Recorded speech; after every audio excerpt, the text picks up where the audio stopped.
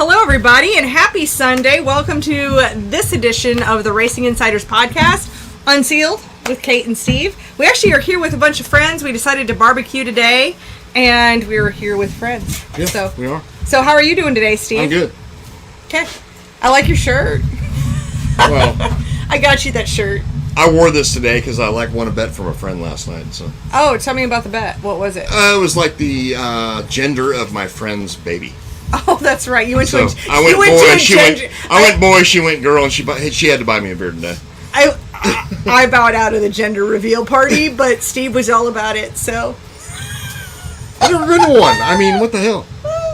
So it was like blue shit everywhere. Yeah, blue smoke. Yeah. Blue smoke. It reminds me when... For now. That's what we know about it for now. It could change, I don't know, like 20 years from now, but yeah. We're good with the blue. Oh!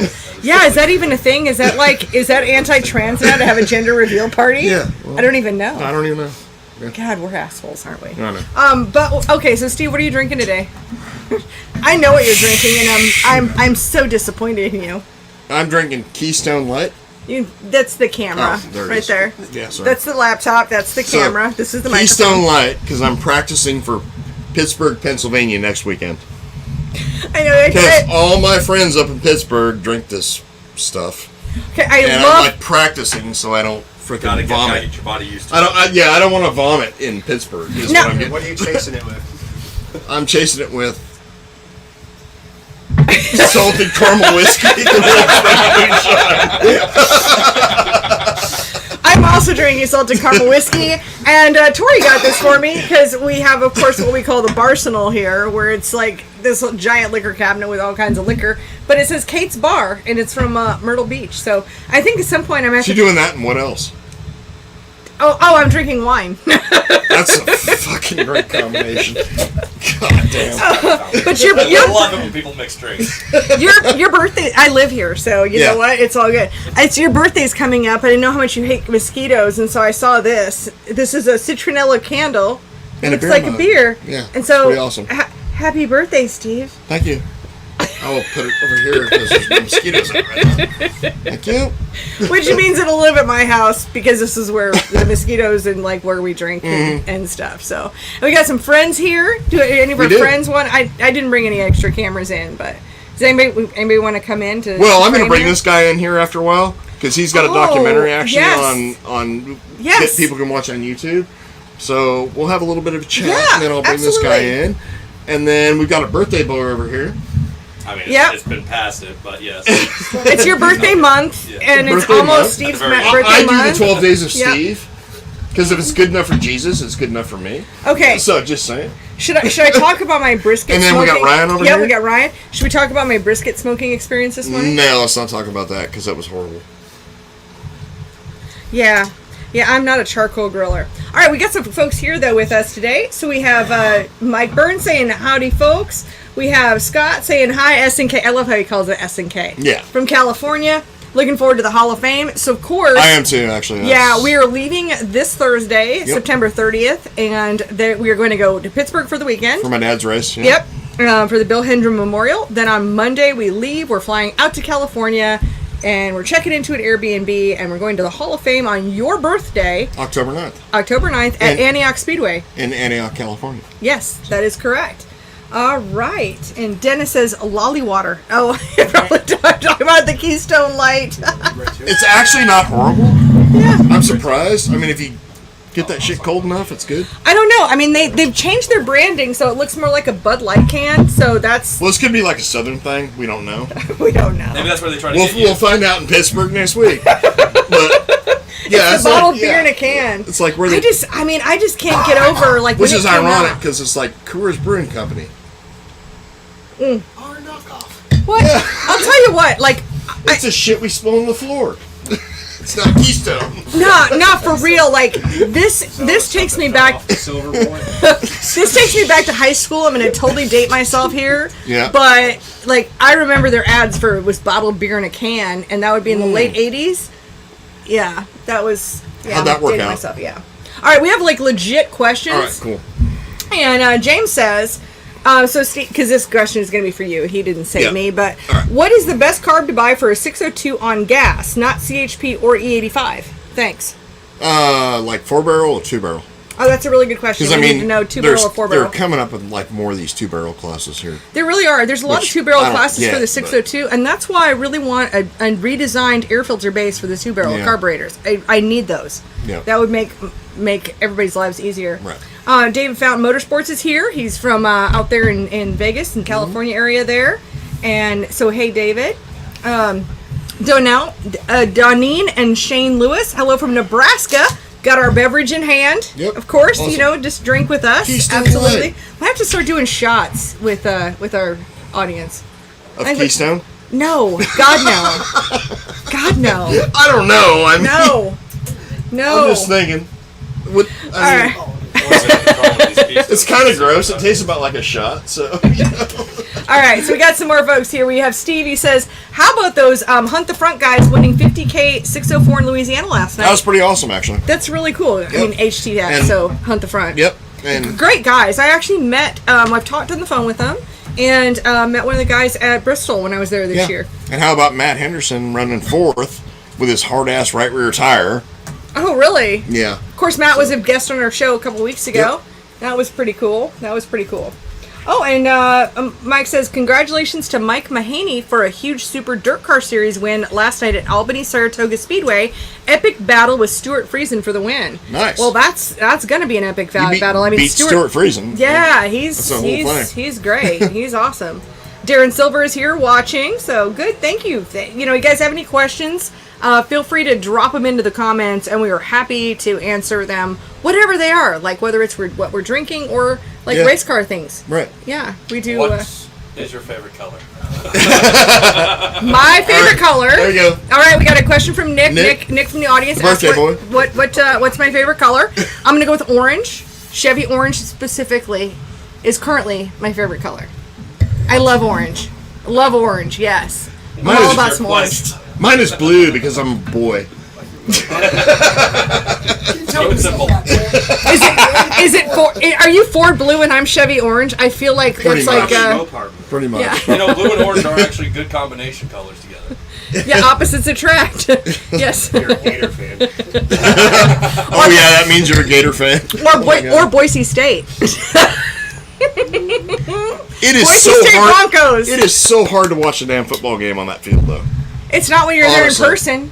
I don't know. It's like it's awesome horrible. when you're there in person. It's like watching somebody play pool on a blue pool table. Because that is weird. Horrible. All right. I guess I was used to it because I lived in Boise and went to Broncos games, and it was awesome. All right. Okay. All right. We do have a question. Matt says, is there a power gain on the 602 switching from standard 4-blade fan to electric fan? And if so, about how much? All right. So electric fan, that tells me it's never been able to, I've never been able to like make an electric fan work on dirt. Asphalt, yes, but dirt, no. So, I know I have. If you're on dirt, I would recommend probably like either reduce blade size, overall diameter, or reduce blades. Yeah. To gain more power with the rear tires, depending on what your heating scenario is. I mean, that's I don't know how else to explain it. Well, I mean, you and I have talked about it a lot. So, I mean, as long as you're adequately cool, and you're currently running a 4-blade fan, you could switch to a 3-blade fan. Yes. As long as your whole cooling situation, but at the same time, don't try to rely on a fan to be your end all and be all for cooling. You know, there's a lot of other factors involved in that. But generally on dirt, a electric fan will not work. Yeah, electric. Yeah. Now, what did you run into? What was the problem with the electric fan?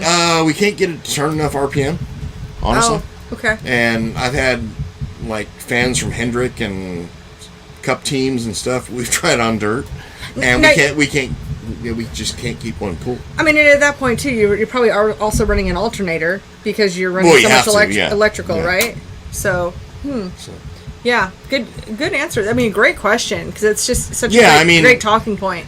I mean, ultimately, like a lot of it depends on fuel. I mean, if you're on like E85 or methanol, then I mean you can get away with like a 2-blade 17 or 15-inch fan. Mm-hmm. If you got a good shroud. Gotta have a good shroud. Other than that, I mean, there's no. And with your fan, you would say half in, half out, right? With a fan, No, with a, no, what are you saying? actually. Is this revised now? This is new information. No, right? it's not new information. Oh, okay. This one work? Yeah, that one might work, actually. me and my brother learned this from Ronnie Johnson, I don't know, 6 years ago. So we run our blade, our engine-mounted fan, like all the way in the shroud. All the way in the shroud? Yep. Okay. So not half in, half out with the blade. God, there's so many bad things I could say right now. But I mean, think about it like sex. You want to be all in. I know. That's pretty much where I was going with that. Yeah. Balls deep. Yeah, not just the tip. So exactly. So damn. Yeah, you've been lied to your whole life. What the hell? There's a lot of inadequate fans out there. You thought the good spot was like right about there, right? I mean, seriously, that's kind of like the thing, though, is talking about like half in, half out of the fan shroud, right? I mean, this is kind of the standard. But I learned this from Ronnie Johnson years ago. Why didn't you tell me years ago? Well, that would have been great information for me to know. Yeah. Well. Okay, all in. You know, because I'm all in. Go big or go home. There's that. Just saying. I don't know. All right, but it was a great question. Great question. All right. Oh, and Matt says he is asphalt on pump gas for the fan. So you go with electric fan. Yeah, electric fan's fine. I mean, it's all about ram air on asphalt. Mm-hmm. So. Gosh, they've got such a cool system. And to answer your original question, yes, the power gain would be outrageous, going from an engine-mounted fan to an electric fan. So I would definitely do that. Now, when you say outrageous, are you saying 5 or like 25? Oh, I'm talking like 20 to 25. Really? Yeah. Wow. Okay, Matt. Guess you're buying an electric fan. And I don't sell them, so there's that. Well, and a good one, and make sure you got ram air going into it. Yeah, those are pretty cool. Now, here's a great question. Which we cannot get away with on dirt, which is why I was saying that it won't work on dirt. Yeah, no, absolutely. Great call. Here's a question. Actually, this is probably for me. Perfect Circle Motorsports says, when will the fast ignition set be back in stock? That is a great question. Here's what I know about it. Is that, number one, I've had fast distributors on order since like about January or February, and have gotten 0. I've been able to get coils. Like, I just have a coil. But here's what happened with the ignition box. With the fast ignition box, and it's really sad because the circuit board company that makes the circuit boards for fast for those ignition boxes went out of business. In order for fast to get more of those circuit boards, they would have to redesign the box. So as of about a month ago, when I directly talked to the folks at Comp Chaos and Fast, they have no intention of remaking those. I don't see us getting those ever. Thank you, COVID and Joe Biden. Yes. We're grateful for lots of things here. Yeah. Yeah, that's just, I was just saying that so I don't get kicked off of YouTube. But no, I mean it's absolutely a direct result of the 2020 and the 2020, the sequel is what I call 2021. That we don't have 15 days to flatten the curve. Yeah, whatever. But anyway, so that's what the situation we're dealing with. I don't see us ever having fast ignition boxes anytime soon. I mean, I'm thinking years, because there's such a backlog of everything else. So trust your Chinese MSD box. Yeah, that's it. Unfortunately. All right, James asks, he says, what is the best 4-barrel carb 650 CFM carb to buy for a 602 on pump gas? Rules say 650 CFM. Sorry, do what? Best 4-barrel 650 CFM carb on gas. Because their rules tell them they have to run 650 CFM. All right, so does it have to be a Holley center section or can it be a billet center section? That's a great question. Well, I know I think the rules are that this has to be 650 CFM. Otherwise, he would have said Holley. In well, his no, answer. I mean, if we're talking 650 CFM, I mean, there's a big difference between billet and Holley center section. Right, of course. Yeah, but if you can clarify the rule. Yeah. Okay. Holley center section. Has to be a Holley center section. Dirt or asphalt? Sorry. Okay, now we're dirt or asphalt. Okay, so we'll wait for that answer to that question. Yeah. What's the answer to both? Dirt would be probably David Smith or wait. Oh, he says asphalt. Okay. Damn, man, I'd probably go with David Smith. Honestly. Wow. I mean, I know David normally specializes in dirt. He does, but I'd go with David, or I'd go... Yeah, I just trust David more than I do most people on that kind of application. Well, I mean... Willie's would be my other Well, I was going to just go-to. ask about Willie's. Yeah, I mean, he does a lot of asphalt stuff. I mean, we build our own carburetors. Right. But not asphalt stuff. Right. So I don't want to... I mean, I'd go with David, or I'd go with Willie, honestly. Yeah. Dennis says we're apparently this is the carburetor edition. Mm-hmm. Dennis says, how do you get the best out of the 602 running methanol with a 2-barrel 500 Holley? I honestly do not know, man. I know we got to get some. We've got to get some better answers for our 2-barrel friends out there. Yeah, I do. We really do. But it's pretty cool. He can run methanol though. That's rare. But just where we're at, we don't run it. Yeah. So I don't know, man. I'm sorry. God, I'd probably talk to... Well, how do you get the best out of it? Well, yeah. Honestly, I'd probably talk to Willie. Yeah. And, like, Willie's like the methanol king. Well, but the other piece of this, too, piece of the puzzle, so we've got a 602 running methanol. He's got a 2-barrel carburetor. It's 500. But I'd be curious about what kind of car, because headers can make a monstrous difference depending on what kind of car you've got. I'm assuming it's got to be a street stock of some sort. I don't know that you'd assume anything. So running methanol tells me he's west of the Mississippi. 2-barrel. See, that's not IMCA because 602s can't run methanol on the West Coast. Yeah. So I am very curious about your class and your car, because if there's a header is where we're going to pick up torque on those. Correct. Yeah. So that might be the opportunity to just try to find those gains somewhere. I mean, we got some great gains with Profab headers if we're in a late model, but if we're in a street stock as well, if we're in a modified, we're going to go with the BA headers. Yeah. Correct. So, he says, Australia, AMCA, similar to IMCA. Yeah. All right. Okay. All right. Yep. I would talk to Willie. Okay. 1,000%. Yep. Aussie friends. I love our Aussie friends. It's great.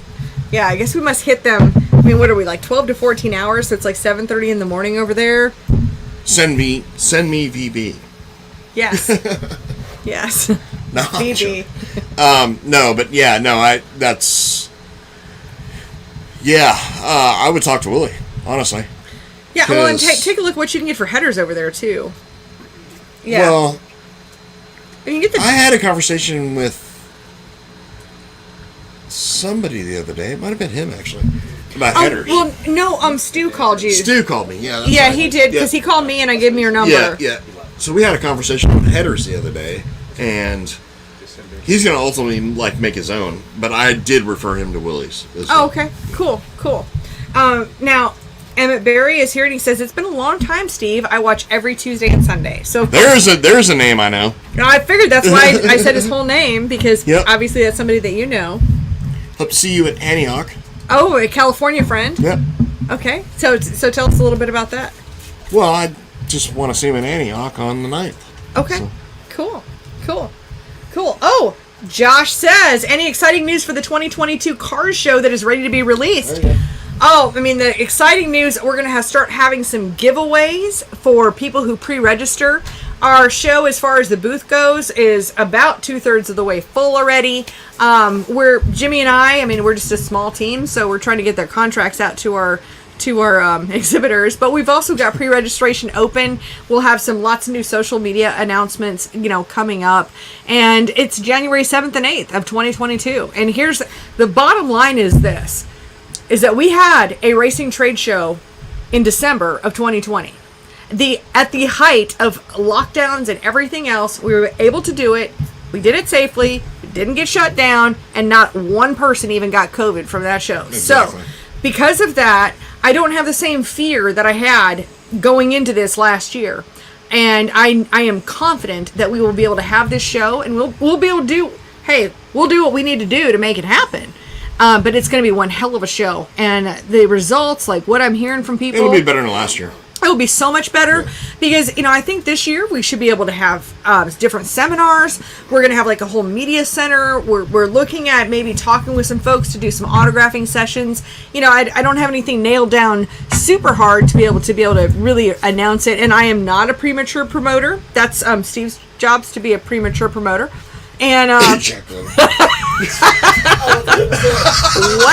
I knew what he was thinking automatically. You do you, Steve. But when things are dialed in, I really do. I do have some fantastic giveaways that are just going to get kicked off. I'm leaving on September 30th. I won't be back till the 11th, and so when I get back is when we're really going to kick some stuff off. But what I would say to you right now is anybody who's thinking about wanting to come to North Carolina in January, then go ahead and go to carsracingshow.com and get yourself some free tickets right now.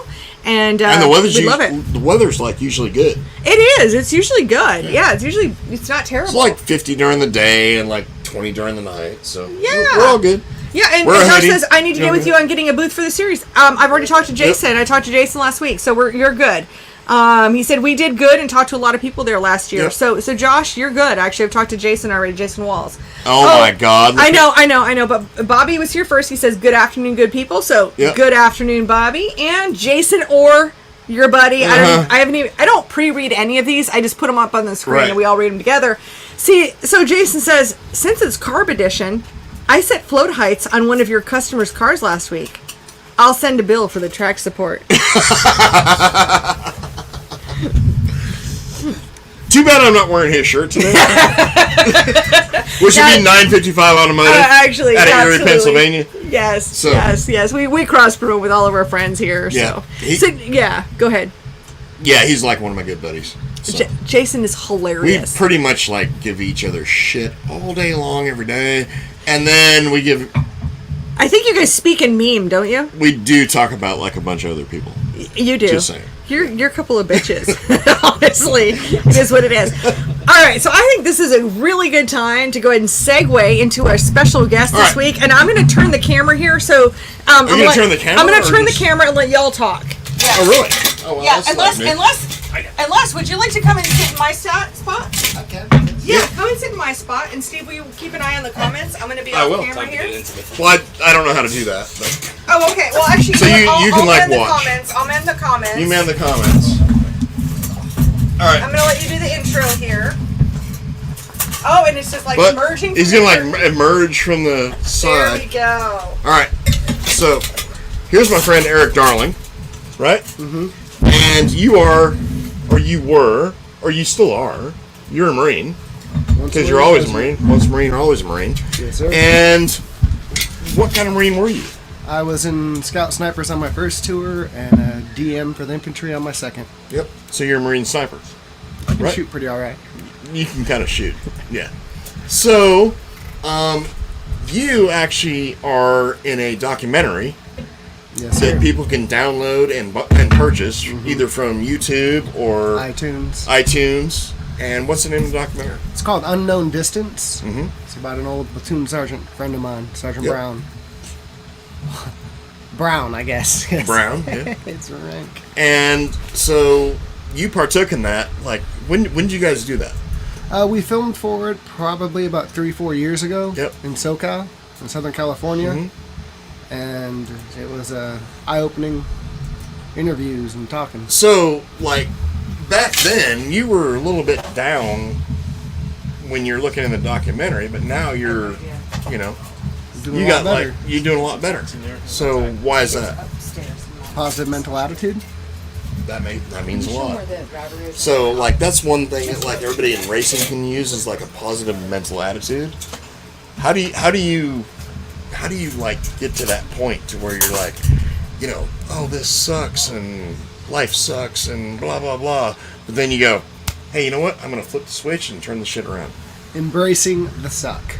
Embracing the suck. There you go. It's all terrible all around for everybody, and you're no different than the next. No, exactly. The only difference between the two is what you're willing to put out there and what you're willing to do. Yep. Sometimes that's where the Well, I mean, that's like, is it a Marine mentality or is it like your own personal mental I mean, I can overpower this. Well, for me, it started with wrestling and sports and having the right state of mind to be able to wrestle someone that's better than you. You have to do something different in order to beat him. You gotta endure. Patience. So, did you do that in combat? Like, there might be somebody better than me, or I mean, no, we're full arrogant. I mean, I kind of assume we're better than you, and we know it. Right? Oh yeah. Well, I mean, when you train to do one thing very well, just like race car driving, just like shooting, right? You do it very well. You apply every skill set you have in your pocket, in your purse, or whatever you want to call it, to make it the best that you can do. Yep. I can see that. And that's pretty amazing. So, you were deployed how long? Twice. I did Al Anbar, right by the Syrian border where the Euphrates comes in. And then I did Fallujah on my second tour with... Well, that's no damn joke right there, Fallujah. Damn. Different place. Oh, yeah. I would imagine. So, tell us... It's hot. Tell us one funny story. Just a funny story. I'm not sure if you guys know what camel spiders are. Alright. I've heard of them. I like to consider myself a pretty tough guy. Like, not a lot scares me. Well, you're like a Marine. Yeah. No, I'm a dickhead. Yeah, same thing. Same, but different. But, anywho, we just got back from patrol, and we're coming into our hooch, and it's just twice as wide as this, maybe, and there's 8 to 12 of us in there. And we're all the same rank. Anywho, we coming back in from a mission, and our beds are obviously immaculately made, because we have a blanket.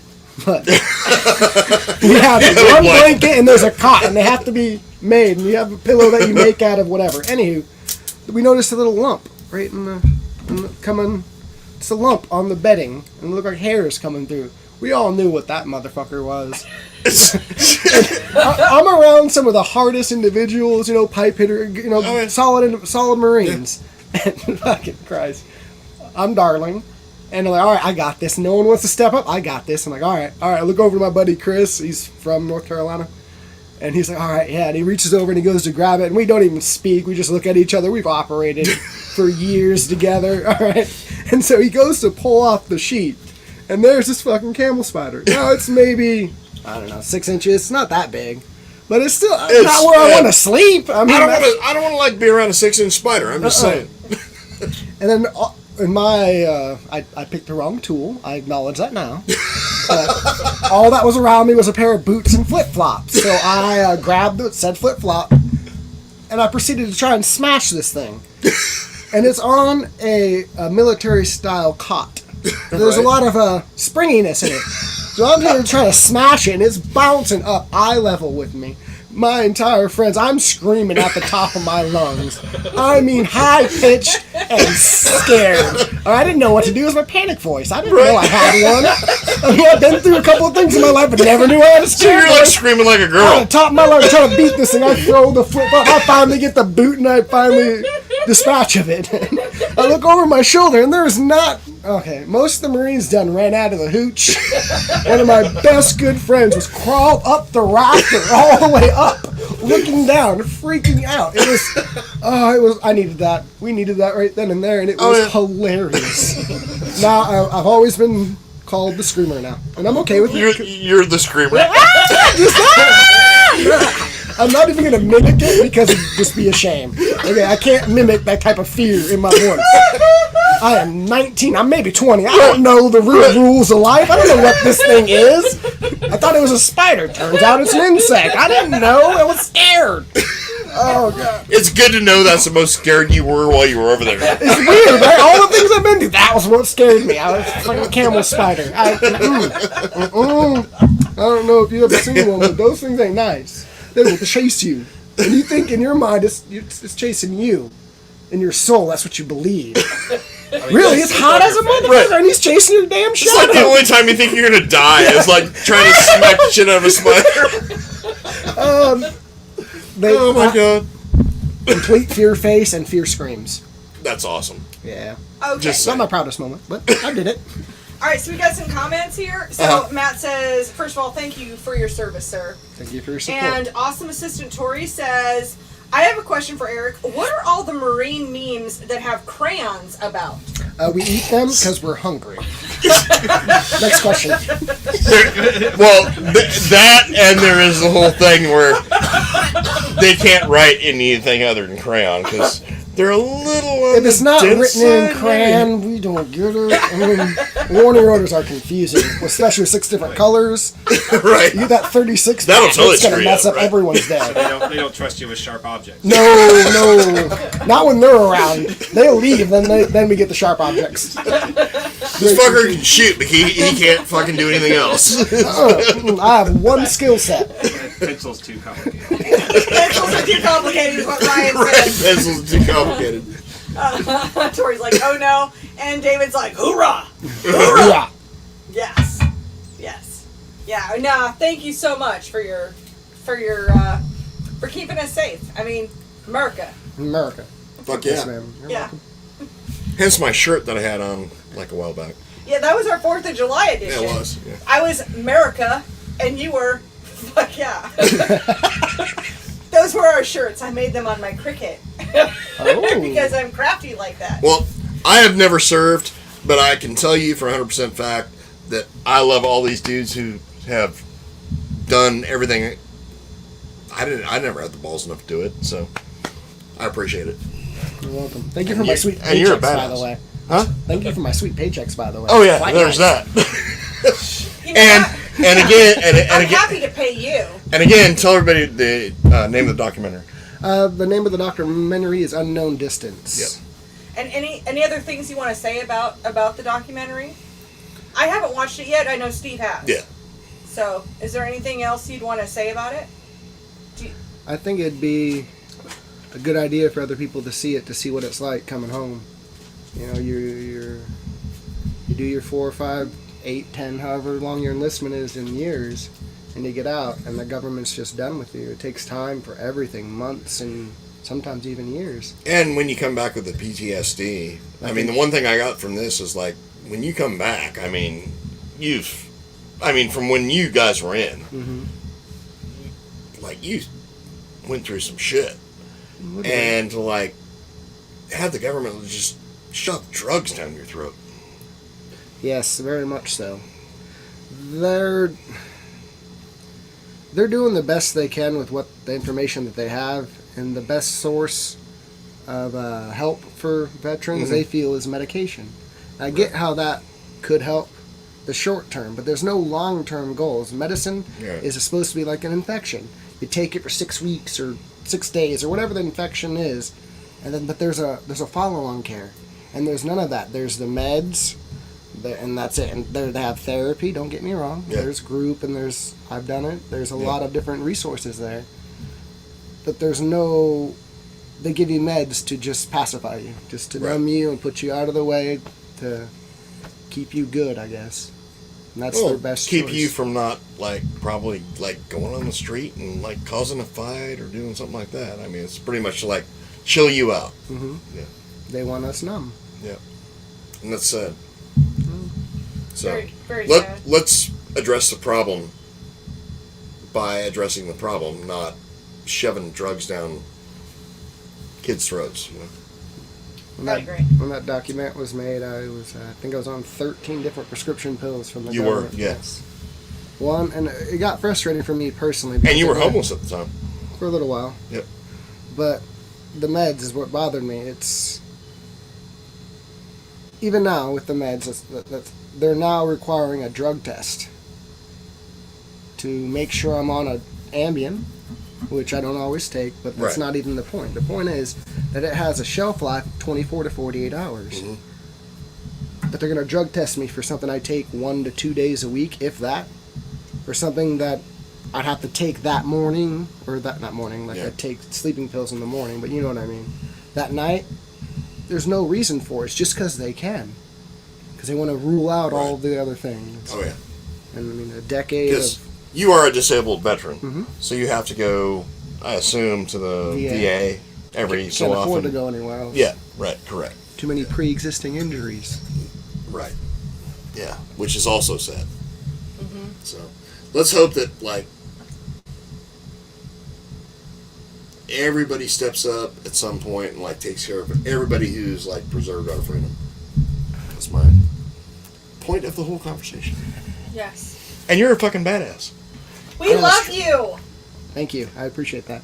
Yeah, even though you're a pussy with spiders. I don't care who you are. That's just scary, alright? You bring the hardest motherfucker in there. Dude, I'd have fucking shit my pants, died of a heart attack right there, because I hate fucking spiders. You mentioned flip-flop or boot. Steve would have pulled a gun on this spider. Oh, yeah, no. You get in trouble for that. They count your bullets. Don't ask me how I know. Don't ask me how I know, okay? Don't mean to interrupt, but my dad, he was in the Army, and he has a story about someone pulling a gun on a camel spider that slept on the guy's face. That'll work. They all wake up in the morning because they hear a gunshot, so everybody runs out of their tents, and they just see one tent with no one running out, winds billowing out of the tent. They go inside, and they see their buddy there, pistol just right at his face, camel spider guts just all along the tent. Oh, gosh. That's freaking awesome. That's awesome. One of my favorite memories of Brown, or he's a Sergeant Brown at the time, was oh, your friend in the documentary. Yeah. About. Yeah. He can't remember if we're getting mortared, and we all have to run outside. Every swinging dick, no matter what you're wearing, you run outside. Okay. Here's Dougie. So there's a lot of swinging dicks, is what you're saying. Every swinging, all of them just flapping around. Showers. It was uncomfortable. But Dougie Fresh comes up to the top of the roof and nothing but his whitey tighties. I know damn well he didn't bring any whitey tighties, okay? I think he put on what he had and came out. There's just we're in shorts and t-shirts, you know. Right. But there's just him and his whitey tighties up at the tippy top of the roof. That's my guy right there. Yeah, no fucks given. He is ready for battle. He don't care. The only thing that could have made it better if he would have took the time to put knee pads on. That's the only thing that would have made that any better. Or roller skates. Oh, he's going to kill me for this. Oh, Lord. That would have been awesome. Funniest shit I've ever seen. I'm like, all right, well, hey, we don't always get to pick what we wear into battle, I guess. I don't know. I thought we had to wear uniforms and shit. No. Breaking the rules here. 2 days later, Darling goes missing in this. Exactly right. Darling, just repeat that for the microphone. 2 days later, Darling goes missing. And this Wait a minute, podcast, y'all know something I don't? Wait a the minute. podcast is used as evidence. Right. I'm going to Tijuana, guys. Oh, wink, wink. Wink, wink, nudge, nudge. Oh. All right. We about Okay. ready to finish this up? Yeah, we got a couple of race car questions, All right, and race then car questions. we I will will. step out. Are you going out of frame? Yeah. All right. Oh, I can. I will scoot up here. And then I will go back into frame. And thank you, Eric. You're very Darling. Thank welcome. you so much. You know, if there's And his last name legitimately is Darling. And I go So- by Darling. He does go. Yeah, we don't call him Eric. We call him Darling. because he is darling, and I love him, and he's amazing. Exactly. Yeah, and I am very strongly Or pro-American. the southern. Darling. Darling. Darling. How do you Darling. spell that? Yeah. Exactly how it sounds, sunshine.